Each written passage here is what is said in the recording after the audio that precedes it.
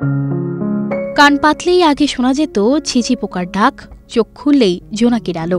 কতদিন তো গুনগুন করে গেয়ে উঠি আমরা, ও জোনাকি কি সুখে ওই ডানা দুটি মেলেছ। পৃথিবীতে প্রায় 2000 প্রজাতির জোনাকি রয়েছে, তবে সব প্রজাতির জোনাকির আলো নেই। শুধু প্রাপ্তবয়স্ক জোনাকিরাই আলো উৎপন্ন করে না, জোনাকির লার্ভা এমনকি এর ডিম থেকেও আলো উৎপন্ন হয়, যা পৃথিবীর সবচেয়ে কার্যকর আলো। অন্যভাবে বলতে গেলে বিশুদ্ধ আলো, কারণ এই আলোর পুরোটাই আলোক শক্তি। জোনাকিদের বেশিরভাগ প্রজাতি পুকুর বা জলধারার পাশে পচা কাঠ এবং বনাঞ্চলে লার্ভা হিসেবে বেড়ে ওঠে। তাদের যেখানে জন্ম হয় বেশিরভাগ ক্ষেত্রে তারা সেখানে অবস্থান করে।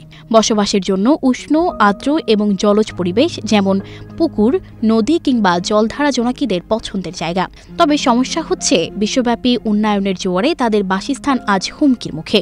খোলা মাঠ কিংবা বনাঞ্চল সব উধাও হয়ে যাচ্ছে, জলভূমিগুলো দখল হয়ে যাচ্ছে, নতুন নতুন ভবন উঠছে। তাদের আবাসস্থল যতই উন্নয়নের ফাঁদে আটকা পড়ে যাচ্ছে, তাদের সংখ্যাও ততই কমে যাচ্ছে। জোনাকিদের সংখ্যা কমে যাওয়ার পেছনে অন্যতম একটি কারণ হচ্ছে রাতের বেলায় অত্যাধিক কৃত্রিম আলো বা আলো দূষণ। পৃথিবীর মোট স্থলভাগের 23% বেশি রাতের বেলায় কৃত্রিম আলোর আলোকিত হয়, আর এই কৃত্রিম আলো জোনাকিদের বংশবিস্তারে প্রতিবন্ধকতা সৃষ্টি করে। জোনাকিরা তাদের দেহের অভ্যন্তরে এক ধরনের রাসায়নিক পদার্থের বিক্রিয়ার মাধ্যমে আলো তৈরি করে। কৃত্রিম আলোর কারণে এই প্রক্রিয়া বিঘ্ন ঘটে। আধুনিকতার ছোঁয়ায় নানা দূষণ আর কীটনাশকের ব্যবহার বৃদ্ধি পাওয়াও জোনাকিদের জন্য কাল হয়ে দাঁড়িয়েছে। এসব দূষণে যেমন জোনাকিরা মরে যাচ্ছে, তেমনি মরে যাচ্ছে জোনাকিদের খাবারও। কৃষিকাজে ব্যবহৃত কীটনাশক জোনাকিদের লার্ভা যে মাটি আর জলজ পরিবেশে বেড়ে ওঠে তাতে ব্যাপক ক্ষতি সাধন করে। জোনাকির লার্ভা থেকে পূর্ণ জোনাকি সৃষ্টি হতে বেশ কয়েক মাস সময় লাগে, আর এই সময়টাতে অতিরিক্ত কীটনাশক জোনাকির লার্ভা ধ্বংস করতে পারে।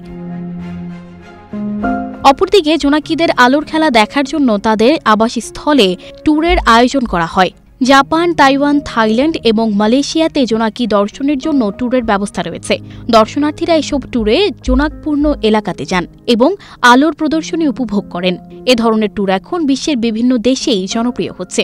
এসব ট্যুরে বছরে প্রায় 2 লাখ দর্শনার্থী আসেন জোনাকি দেখতে। এই কারণেও জোনাকিদের সংখ্যা কমে যাচ্ছে। ব্যবসায়িক কাজে বেশ কিছু কোম্পানি বা প্রতিষ্ঠান প্রকৃতি থেকে জোনাকি সংগ্রহ করে থাকে। এ কারণেও কিছু কিছু দেশে জোনাকির সংখ্যা কমে আসছে। 1960 থেকে 1995 সাল পর্যন্ত আমেরিকার সিগমা কেমিক্যাল কোম্পানি জোনাকি থেকে বিশেষ ধরনের এনজাইম সংগ্রহের জন্য 3 মিলিয়নেরও বেশি জোনাকি সংগ্রহ করেছে। 2009 থেকে 2017 সাল পর্যন্ত চীনে কয়েক মিলিয়ন জোনাকি সংগ্রহ এবং বিক্রি করা হয়েছে শুধুমাত্র থিম পার্ক, এক্সিবিশন এবং রোমান্টিক গিফট তৈরির কাজে। জোনাকিদের বাঁচিয়ে রাখতে অবশ্যই জোনাকিদের বাসস্থান বাঁচিয়ে রাখতে হবে। তাদের বাসস্থান যেন ধ্বংস না হয় সেই বিষয়ে খেয়াল রাখতে হবে। প্রয়োজনে জোনাকিদের বসবাস বা সংরক্ষণের জন্য আলাদা জোন তৈরি করার কথা ভাবতে হবে। সানজিদা রহমান, প্রবাস খবর।